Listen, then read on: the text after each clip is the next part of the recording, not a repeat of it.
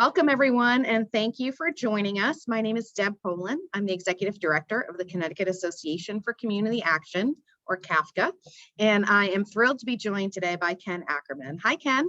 Hey, good afternoon, everyone, and good morning to California or West Coast. And all of you who've joined us, feel free to either put your cameras on or keep your cameras off, whatever is your preference. I have some questions that I'd love to ask Ken, and if you have questions, you can either raise your hand or add them into the chat box, and we'll get to your questions throughout the hour.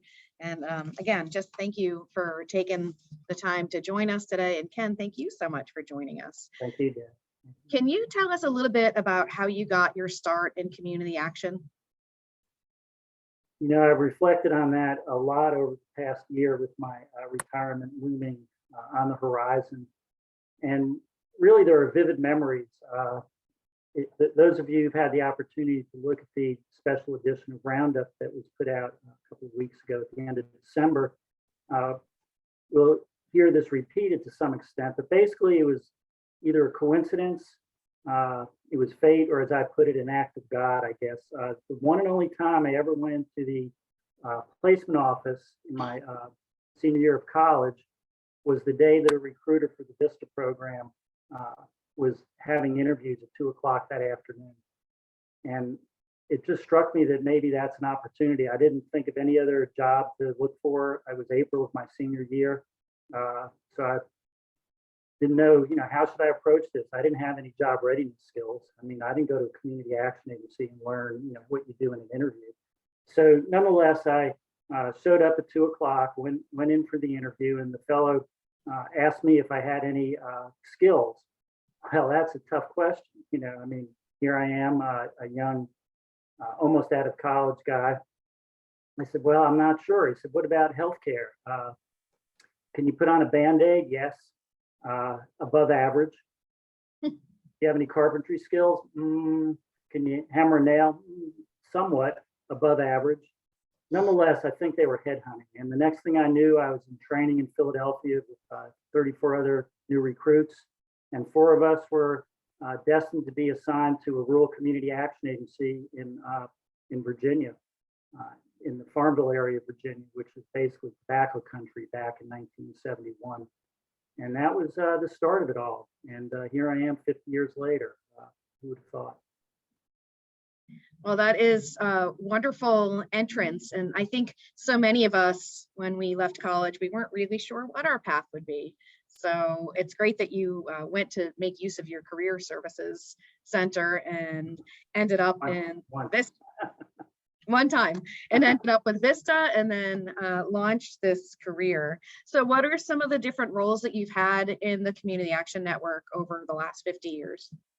That is a complicated question to answer, because first of all, as an executive director of a community action agency, in effect, at least in my agency, the roles were numerous. And really, rather than get into them right away, I think the 2 biggest roles that I've had throughout my career were, number one, an idea person, looking at issues and working through ways to address them, whether it's new needs in a community or unmet needs in the community, building programs, and then going to the other side of the equation, crisis situations, troubleshooting, just being a problem solver and an idea person were probably the 2 biggest roles that I have played. Of course, then when you get into the nuts and bolts of it, again, as an executive director and in other roles, they were numerous, whether it's getting into a Head Start classroom and getting down on your knees and engaging with the kids, and trying to see how your programs are doing on an in-person basis, writing grants and meeting deadlines, literally, at the last hour or the last minute getting to the post office with a grant proposal, building a team that would be effective in an overall agency sense. There are just so many different roles, and that was part of the enjoyment and excitement of having this as my life's calling, that it wasn't, dealing with widgets, which to me, I couldn't have done. So this was much more challenging, much more rewarding. Ups and downs, yes, but overall, I think it was something I wouldn't trade anything for. And how many years were you working in the Community Action Agency before you became executive director? Oh, Lord, I was young when I was an executive director because I was 2 years as a VISTA volunteer. Then I had about a year and a half running a desegregation program. And following that, then I became I call it the chief planner for the Community Action Agency that I became the executive director for. The honesty of it is I was the only planner. So, being the chief, what the heck? But nonetheless, so basically about 4 or 5 years before the director who hired me moved on to another position. So I was 27 years old. I was very green, but I was eager. And, the VISTA experience really set me up to take on challenges because that's what VISTA was all about. It was filling gaps. It was being creative. It was being energetic. And I think, executive directors need the same thing. It's at a different scale, of course, but it's still the same type of approach to your work. And you left being the executive director in 2000, right? Right. So basically over the course of 25 years. And it was wonderful. Again, it wasn't all successful, but I think we didn't tuck our tails and go home if we had some setbacks. Instead, we would rally even stronger. And I think if those of you who are on the call have a chance, take a look at the December issue of Roundup. And in there's a history tree. Maybe I can pull that up if that's okay. Sure. Of MACA. The 25 years in effect that I was there, just coincidentally, I think it's on here. If not, I'm going to have to find it again. But at any rate, there is a history tree on there that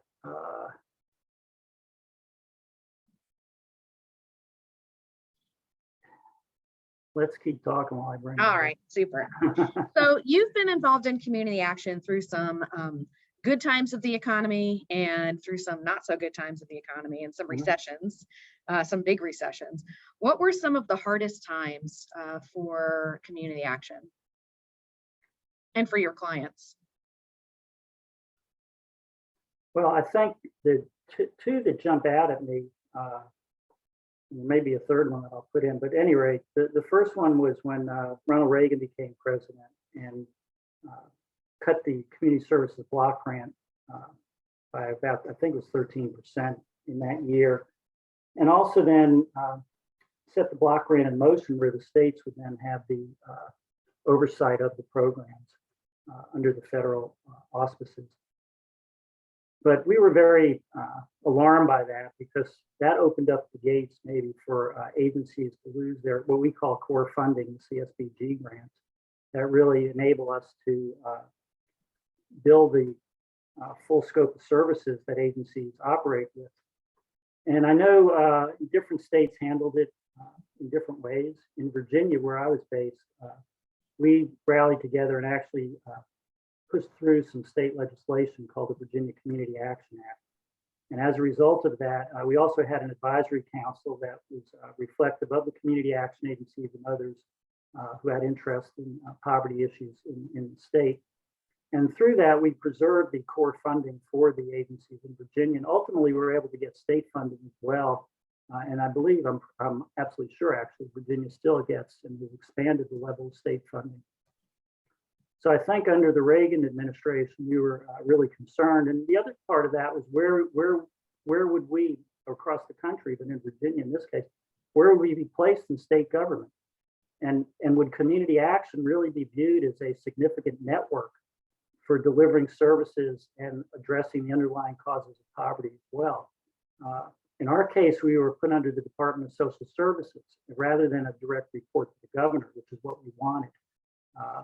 And again, the effort was to continue to emphasize how we're not just a series of social service programs, we're a network, active network bringing together resources for communities that meet the local needs, and we're a significant delivery system, not just a program.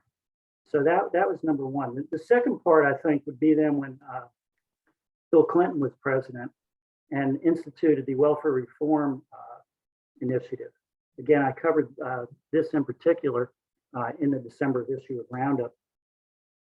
And in fact, what was so alarming about that, and even today we have the same issues, is, you know, taking people off of welfare meets a certain constituency. And I won't go much farther than that in terms of, you know, who is looking for that as a real crisis in this country. On the other hand, not giving people the means to really survive, going into the workforce at low-paying jobs, not being able to afford adequate housing at an affordable price.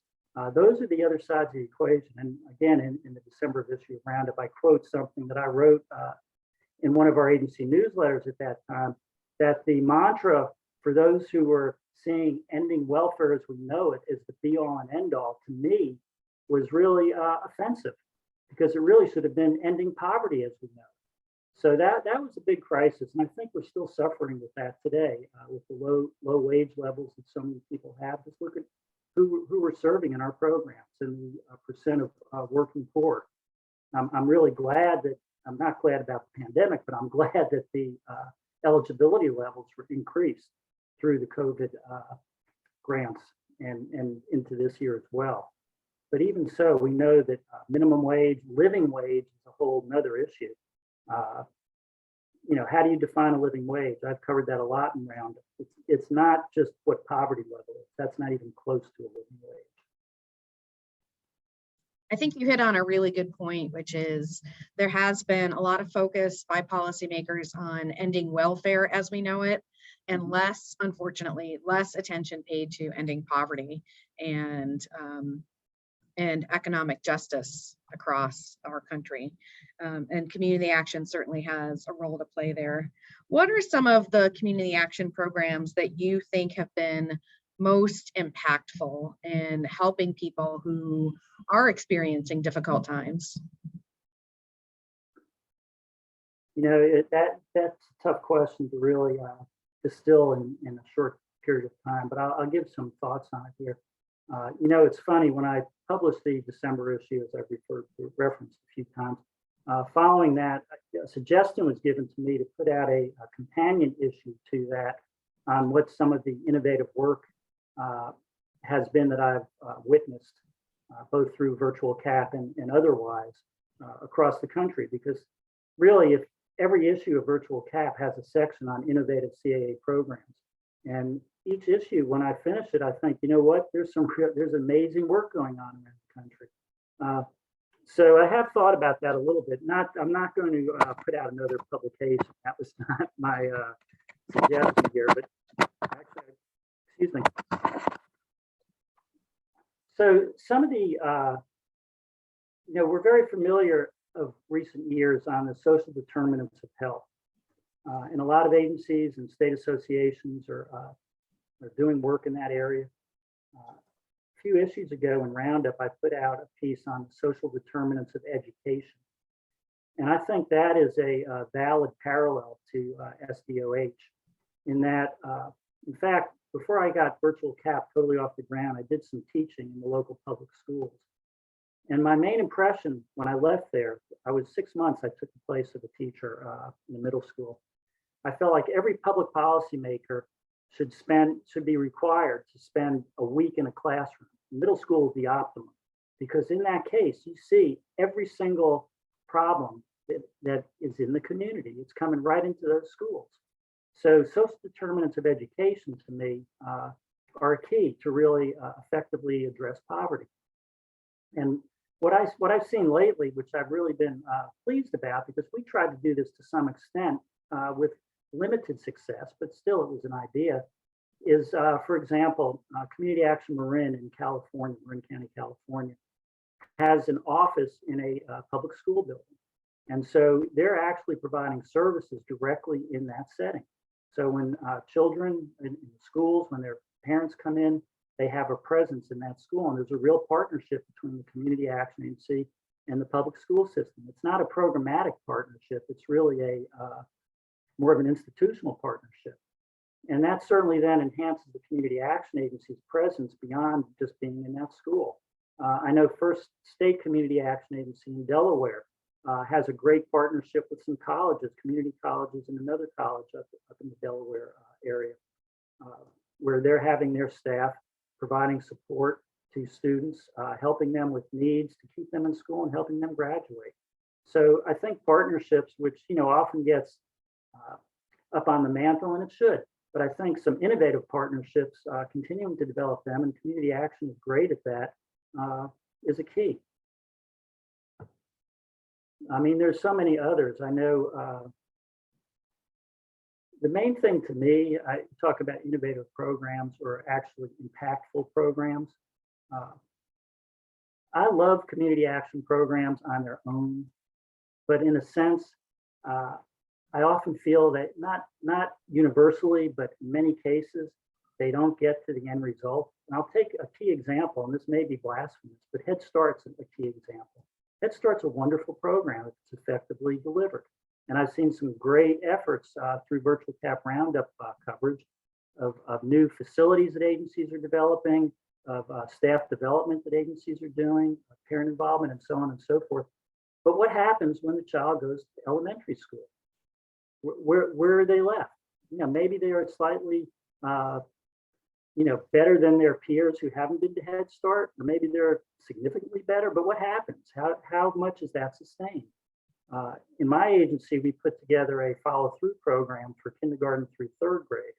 It wasn't for all students, but it had a small segment of our Head Start graduates.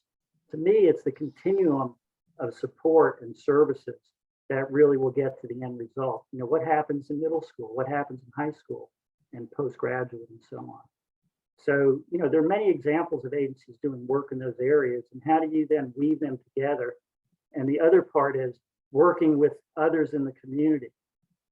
We've heard of the theory of change, correct? I wish I had a theory of change in my agency. I mean, a formal one. I had one in my head, but at that time, I never heard of a theory of change. It was just, a framework that we were trying to institute. But to actually put something down, articulate it on paper, I think could make a great difference.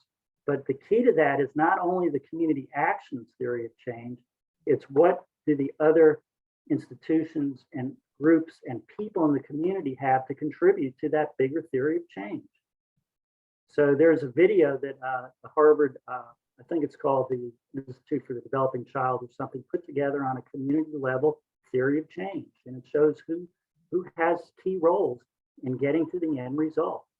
So to me, I would really advance that to the degree that people want to put their arms around it. I really appreciate your sharing some of those programs. And when I think about something so simple as where you set up your physical office location, if you're a community action agency and you're ready to open up another location, another site, why not think about opening that in one of your local public school buildings or in a community college where people are going to be coming and going, lots of foot traffic, and the people who you serve are already right there. Instead of hoping that they come to you, you go to them. Makes a lot of sense. One thing I don't want to overlook, and it's something that I wish I had more advanced expertise on when I was a executive director for the agency, and that is economic development.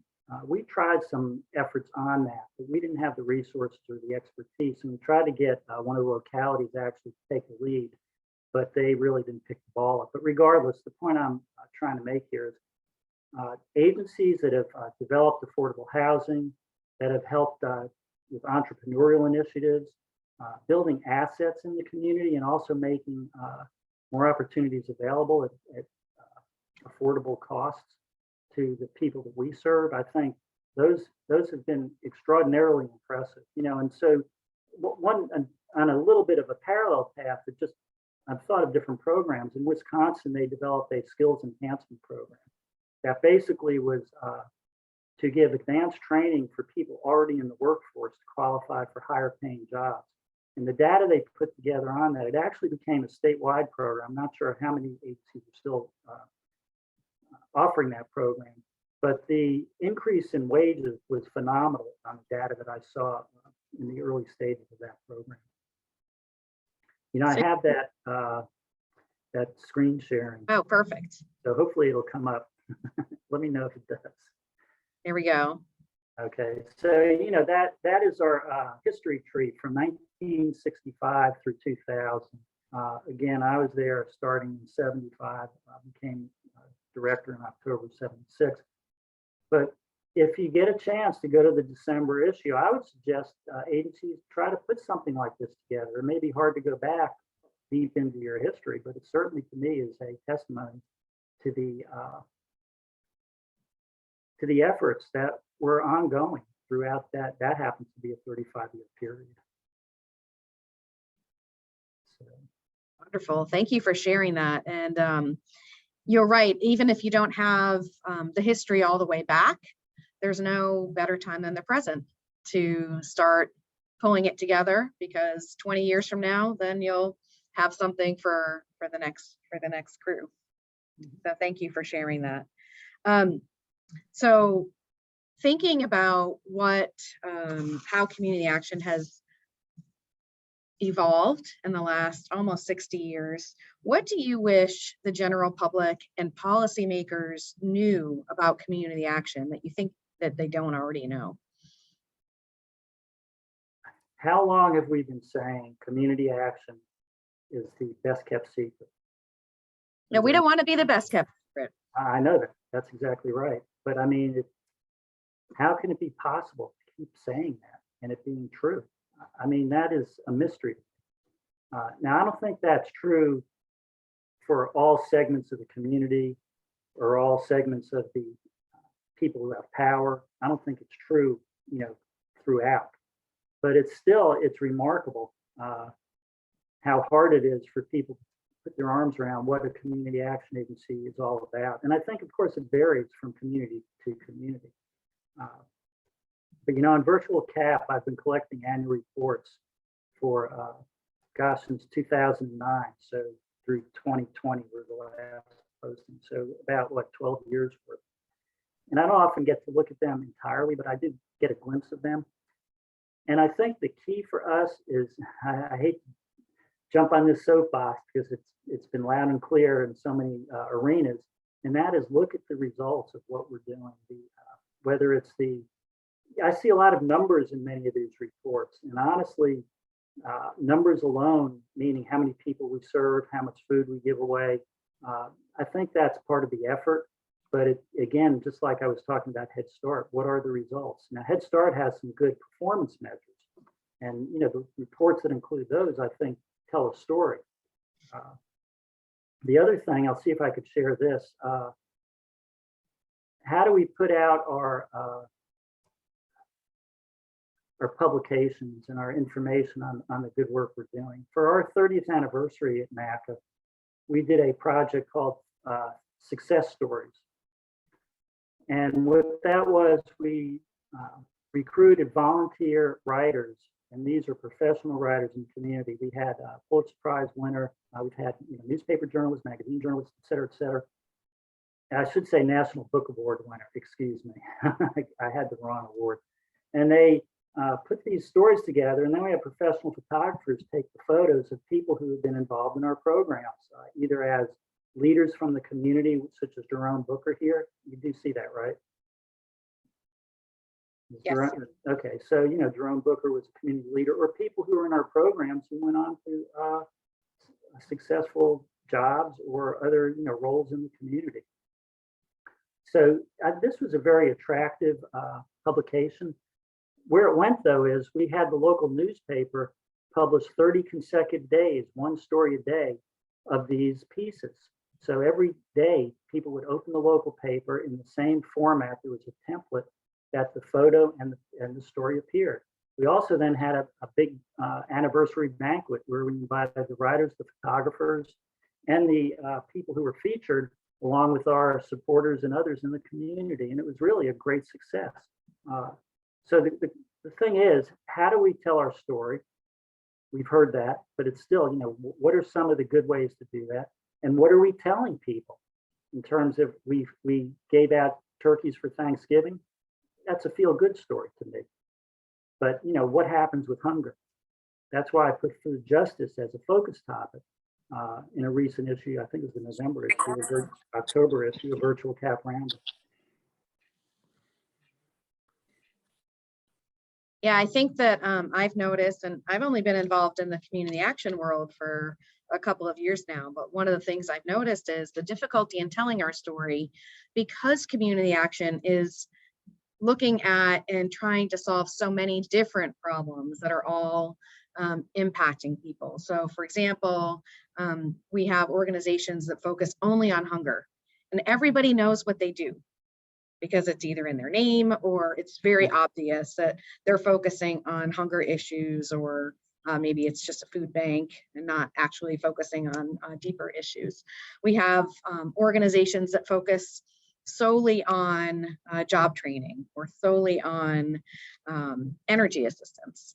And what community action is doing is much more complex, and that makes it a harder story to tell. Have you found that sharing these anecdotes, these individualized personal stories of people that your agency has that helped to drive home the point to community members and policymakers in a way that maybe straight data doesn't? I think it helps. I'm not sure it's the be all and end all. To me, what really over the years seemed to be the most influential were having community leaders really at the table. And when I say community leaders, I don't just mean people who are receiving services. Yes, I do mean them, neighborhood level, neighborhood-based, program-based, et cetera. But I mean friends of community action, and expanding the pool of friends of community action to be at the table, either up front or behind the scenes, is really, to me, the best route to go. Now, toward the end of my work at the local level, we did a power analysis, which was really a great exercise. And also thinking of the connections that exist within the agency itself in terms of the board, staff members, whether it's going to church, being in civic clubs, living in neighborhoods, involved in political parties, whatever it is, doing a power analysis, figuring out who pushes the buttons in your community at every level, and then how do you get through to them. I wish we had more of that early on. That's something that we worked on that in our own kind of ad hoc way, but again, like the theory of change, really having a strategic approach to it, and then assessing how you're doing, and adjusting and moving forward. I think that would be the route that I wish we would take. So you mentioned, oh, go ahead. Well, I mean, going to state budget hearings, for example, across Virginia, they would have regional hearings. We would get up and speak, as executive director, whatever. But having people from the community, it's funny watching the legislatures, how they, and local ones, state ones, whatever ones you want, at how they engage with one of their constituents, even though I might be one. I'm getting paid to do it, right? I mean, that's what they're looking at. Now, you could have a passion. I do. I have passion, but still, having someone from a community level who's taking time out of their day, getting their children in childcare, whatever, it makes a tremendous difference. I 100% agree with that. So you spoke about the end of your tenure at the Community Action Agency, and then you started Virtual CAP. What gave you the idea to start Virtual CAP, and how did you get it off the ground? Well, there are a few things that gave me the idea. One is that reinventing the wheel is counterproductive. And so the key example in my own agency, we created a transitional housing program that's still operating today called the Henry B. Mitchell Hope House. Reverend Mitchell was one of the moving forces in creating our agency. And it took our staff 4 months, meeting twice a week, to put together the program. Every from A to Z, whatever. And it dawned on me that I don't know if I call it a waste of time, but it was time that could have been better spent if we had some tools to begin with that would get us off the ground. Now, on the other hand, we were involved in a lot of replication programs. In particular, the Community Action Agency in Roanoke, Virginia, Total Action for Progress now is called Total Action Against Poverty, TAP. Many of you may have heard of TAP, was a master at bringing in foundation funding and doing pilot programs. And once they were developed, they would then get additional funding to build replication sites around the state.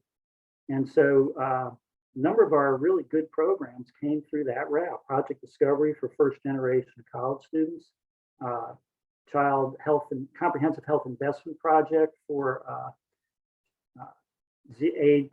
prenatal to age 7 for families who didn't have a medical home for the newborns and their children, and so on and so forth. And it dawned on me, we learn about the innovative work of community action agencies in a scattered way. If you get to go to a conference, you do learn about things, but not everything all at once. I mean, you go to a workshop and you have to learn about that. You miss all these other workshops. And it struck me what in this new era of technology back in, what year was that, 2000? It was relatively new. I mean, I did workshops early on. People didn't even know how to use the internet in the early 2000s. So just think about that. I had dial-up internet back then, okay? So the point being, why not have an online clearinghouse that would be like going to a conference, but you could also get material that you could put to use. You could get policies of the transitional housing program and adapt them. You could get job descriptions. So the interesting answer is I was driving cross country with a friend, and in Kansas, I had an epiphany, like the Wizard of Oz. And I thought, I ran a community action agency for 25 years. I believe in this work. I want to run a virtual community action agency, a virtual CAP. And that was the germination of the idea. Now, to get it off the ground was a whole nother story. I met with national organizations, and finally David Bradley with NCAP, everyone knows David, helped get us connected with OCS with some possibility, get some support. Not that he had money there, but just to get the idea in the arena, and eventually received the TNTA grant to launch the project in 2002. Here we are today. 2022. 2022. What do you wish that you had known when you started in the community action movement in 1971? Kind of starting where I left off. I wish I had some way to access all the good work that was being done elsewhere. 1975, 76, as I became executive director. Yes, there were some state associations. There used to be more active regional associations because it was a direct federal to local relationship. So the Region 3, for example, or whatever region you're in, that had some real traction, because of the federal regional offices. So we would go to conferences and we would learn there. And I'll tell you, that was wonderful because I would always come home with new ideas. I'm not sure my staff was thrilled about them all, but regardless, you go and you learn. But still, having wider access to the innovative work that's being done, similar to what Virtual CAP are going to all the conferences, webinars, et cetera. Now we're far advanced in that, but still, having that would have been great. Honestly, another thing would have been more competency and/or capacity with team building. Now, we did team building, don't get me wrong, but that is almost like ongoing kind of focus that I think would have enhanced us in a greater way than the ways that we did it. Now, we did it, right? We had staff meetings, staff development, et cetera, et cetera. And the silos of community action, often daunting. I remember two things. One, Head Start. Who do you work for? I work for Head Start. Wait a second, that's a program of our agency. So how do you get your theory of change, get everybody to buy into, what their facet of it is, and unifying and team building? I heard of one organization that we used to have what's called the Summer Youth Employment Program. We would employ hundreds of students in the summer, high school students, and put them out on job sites, and they'd get paid. I heard of one organization that issued all of their paychecks one time in silver dollars to show how that money circulated in the community. In other words, rather than have it put in the bank, all of a sudden all these silver dollars are coming around. So, showing the aspect of the agency that is so key to the community in so many different ways. The third thing is, I said it earlier, community development is an important facet. We did some of it. We developed some affordable housing. We developed our own facility, but that is something I think I wish I had more of. And finally, the last thing, which I touched on a moment ago, is power analysis and theory of change. And I can go on, but 50 years later, I'm not going to get a chance to go back and do a whole lot of that right now. What do you see as the biggest challenge for community action agencies today and looking ahead into the short term, midterm, and long-term future?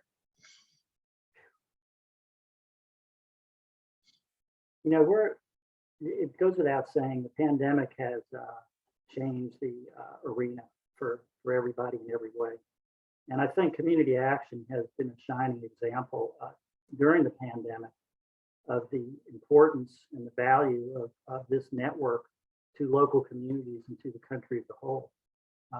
Moving forward, gosh, it's like I watch the news every night. I wonder, when are we going to move forward? It's a tough time that we're in. What excites me is the move to push forward an increase in the minimum wage. I can't believe it's still, $7.25 an hour federal. I can't believe that. I just absolutely can't believe it. I think the challenges are that the income gap in our country, and the fact, even back when I was executive director, so many people were paying more than 50% of their income for housing costs. And it's, community action is often the agency, two things: of last resort, number one, and number two, of doing what needs to be done to help people. It's not just, go fill out a form, you're not eligible, next. It's doing what has to be done. And if we keep doing that and helping people with their basic needs, it's key, but it doesn't, change the playing field for people who live, with, I would use the word modest income, but that's even being more generous than what it is. So, what the struggles, one of my mantras was, if poverty was declared a national disaster, which it should be, and it is, something more would be done about it. It is a national disaster, as much as any hurricane or tornado. It's a different kind of national disaster from my viewpoint. In fact, I would say poverty is terrorism on families in this country. Why don't we say it's an act of terrorism? But we don't have that. When I say we, I'm talking about people who control the resources. So community action, is here, and we're serving a purpose. Sometimes this may be blasphemy again. I almost thought we should close down for a week and see what happens. Okay? Even I remember one time I got a call from a congressman who never supported anything for community action. They had a constituent who had a need. Who did they call? They called us. I would say shut down for a week, and I'm not being, really serious, but shut down for a week and direct them to the congressman's office. So, it's discouraging to me. I love the good work that's being done. There's a ton of it, and it's making a huge difference. But, maybe it's something that it's going to take another 50 years. I don't know. Well, what do you see as the opportunities for community action?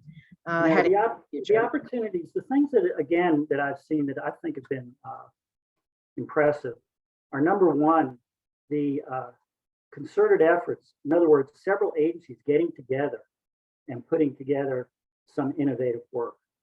So I've seen that with housing. I know Northeast Community Action Corporation in Missouri is doing housing in several states and working with other CAF agencies.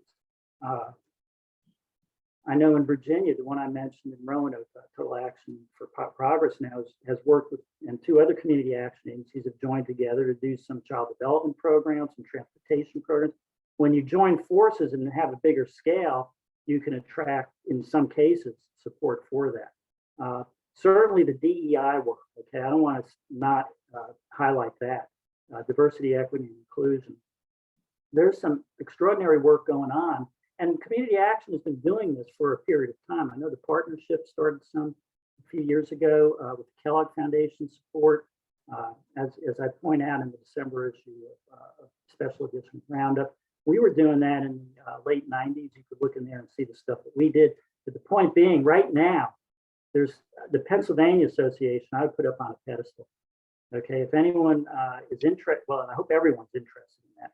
But if anyone wants to see what Pennsylvania is doing, they actually have a dedicated staff person, Winslow Mason. They're having I don't know if they call it a forum or a symposium in February statewide that I believe is open to participation in other states.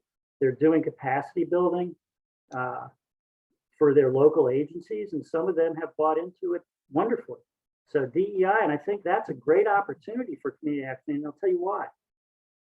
Isn't the corporate sector, the business sector, the employers locally looking to diversify more now than they ever did?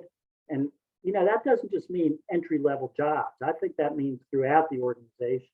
Community action has a role to be a conduit for people in the community to get equipped to look at those as opportunities, both now and in the future. So I see community action have a huge role, has a huge role there. I see Beck Moore is on here. I don't know if he's asked to be recognized, but that would be great. You know, I mean, he's the new State Association Director in Pennsylvania.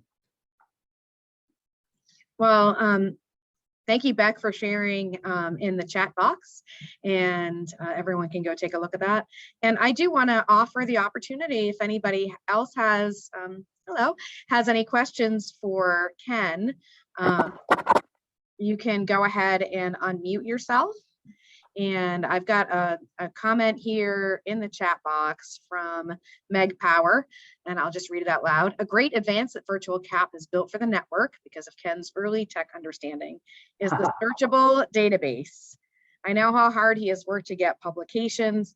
Network organizations should celebrate him by teeing up more contributions to this communal treasure without making future Virtual CAP beg for it. Thank you, Meg, for saying that, and we will be carrying on with Virtual CAP through CAFCA. So please do send us your programs, your ideas, your innovations, your data, your reports, all of that, and we'll be keeping the website maintained, and we'll be sending out the monthly roundup as well. So happy to be carrying Ken's legacy forward. Appreciate that. Thank you for that comment, Meg. Honestly, I'm not a tech person, but that's okay. You were tech enough.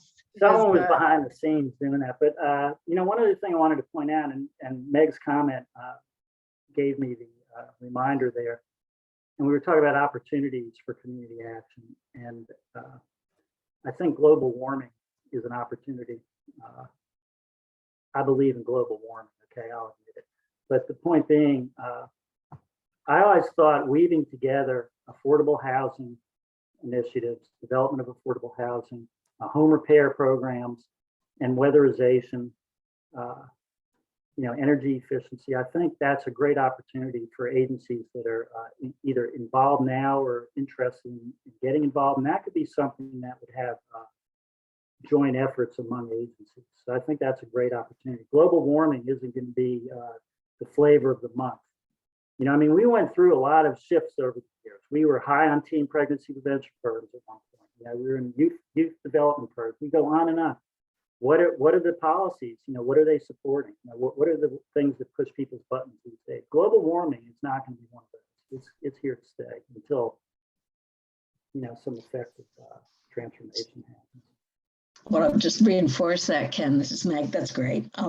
And for a few years at least until 2024, there's a huge opportunity because almost all the climate change funding in the government is now under executive order to produce 40% of its benefits for disadvantaged, unquote, communities and people. And who knows how to find those people and get through the doors and go down the streets of those communities better than a CAP. Mm-hmm. And we know that many new groups who are so into this and believe they can implement environmental justice programs really don't have a lot of experience with programs. So they need experienced program people to go with their enthusiasm and their contacts at the ground level. And those partnerships, because of the money and the policy, are going to just bloom everywhere very quickly. So great opportunity, but everybody should be on their toes in the next 6 to 8 months. So that is true. You know, one other quick thing I want to put in here. I talked about the diversity, equity, and inclusion, and the whole issue of the private sector kind of opening their arms to some extent more than they had in the past. Well, there's another piece here, and that is community leadership development. And those are some innovative efforts that I've seen, and two in particular. One in Montgomery County, Maryland, which is a public CAFCA, does a community leadership, a community advocacy institute, I think it's called now. They changed the name. And basically, it brings in underrepresented, diverse population. They have a large immigrant community up there, et cetera, to get involved in learning the ins and outs of participating in public policy making. And they get people who go through their curriculum and actually get put on boards, and they move on from there. And Boulder County, Colorado CAP has a similar program. People engaging leaders, engaged in raising leaders, same type of thing. So leadership development, I think, has always been, and in my estimation, should be a fundamental part of community action. And at the community level, also within the agency, but at the community level. And actually, I didn't bring that up. Within the agency, I had a focus topic on reverse mentoring, I think it was in February of last year, as a way to get people who are just entering the arena, like I was 50 years ago, to pair with some of the senior managers in the agency and actually help the senior managers get their viewpoints as well, which helps develop their own helps the young people develop leadership as well. And I thought that was a wonderful idea. So that's a focus topic. But again, leadership development within the agency, within the community. Wonderful. What other questions do we have from participants on the call or comments? This is Mike Spurrier, and I just wanted to say thank you to Ken for being a mentor, a colleague, a friend, and a leader with Virtual CAP. Thank you. Thank you, Ken. Thank you, Mike. I appreciate it. Good to hear from you. Yeah, good to see you. Mm-hmm. Hi, Ken. This is Denise Harlow with the National Community Action Partnership. I Sorry, I got on late. We've known each other, what, 15, 16 years, something like that? Yeah. Okay. I'm sorry I missed most of today, but I know Deb did a great job. We just want to say thank you. I want to say thank you. You've just been a wonderful friend, colleague, and just a wealth of information. Just thank you for everything you've done and what you've done for me. So just wanted to say thank you. Thank you, Denise. And I do appreciate your leadership. You've done great work. I liked you when you're in New York, and I like you when you're in DC. So anyway, thanks for chiming in there. And by the way, above my head is my email address. So if you'd like a copy of the December issue of Roundup, or whatever, you could use virtualken2021@gmail.com. You don't have to send a check. Just let me know what you need. Okay. You will always be Virtual Ken. Good to know. All right. Tony Stahlmeyer gave me that name, and I just stuck with it. What can I say? Thank you. Thank you, Denise. One other thing, I know we're getting close to the end. In the December issue, those of you who have, or maybe even if you haven't, you see the cover behind me, and I dedicated the issue to two incredible people who were extremely influential at the start of my work with community action and even throughout my whole career there. That's Dr. Gordon Moss, who is, I can't tell which way it is on the screen, but Dr. Gordon Moss and Drew Brown, who was one of the moving forces behind the community action movement in Charlottesville. At any rate, what I wanted to bring up is we did a documentary on the life of Drew Brown that aired on PBS in our region.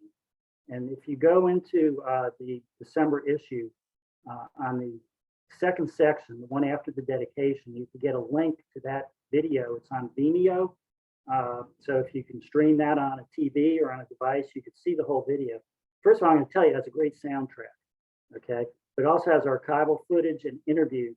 And to me, looking at the life of Drury Brown says a lot about the history of this country. Okay, I mean, I'll just leave it at that. And I want to say one other quick thing is that the quality of the video at the beginning is a little shaky. So stick with it, and after about 4 minutes, it sharpens up. So I really encourage you to look at it. And truthfully, I think there are a lot of parts of this issue that could be used as a discussion tool or a staff development tool. So for what it's worth, you know, some people, one person said you wrote a book, and I said to him, I'm glad you didn't say I should write a book. Okay, so there it is. You can do with it what you like. And we'll stick with it. Sometimes the first 4 minutes of my day aren't so great either. And, things clear up. Very good. Things clear up over, Just get over the time. coffee, you know. Yes, exactly. So what's next for you, Ken?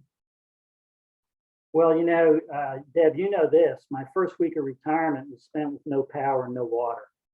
So we had a terrible storm here last week in Virginia. So literally from Monday morning at 9:30 to Friday at 4:45 p.m., I was in a room with a wood stove and my 2 dogs.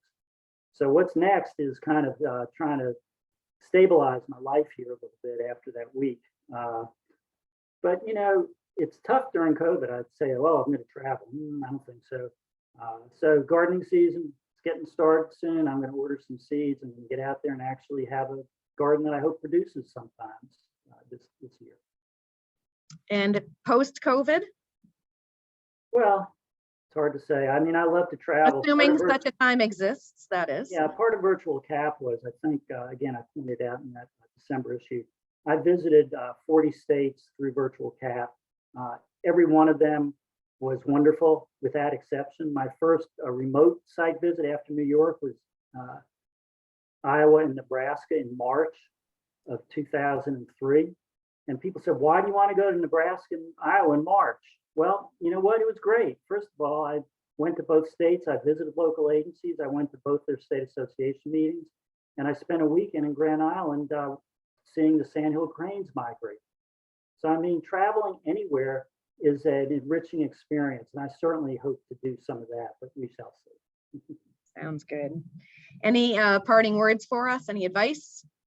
Well, first of all, to you, Deb, to Rhonda Evans at CAFCA, thank you so much for being the platform for Virtual CAP for the past 4 years. It's same thing to the Ohio Association and to the Virginia Association prior to that. This never would have become a reality without that support. And to all the subscribers, I mean, we had, I think, 750 subscribers, largely through statewide subscriptions. And I hope that's sustained through this year and beyond.